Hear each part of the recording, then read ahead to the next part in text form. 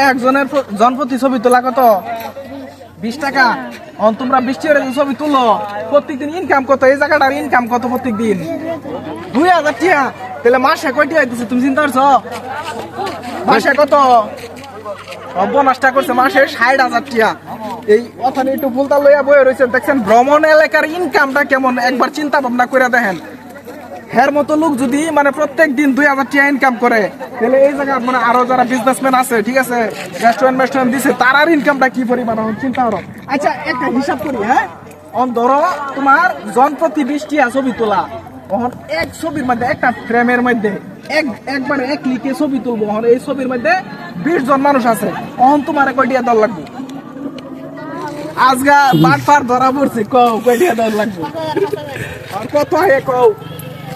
20 জনে কয় টাকা আয়? কইতারো না? হিসাব এই করতারো না।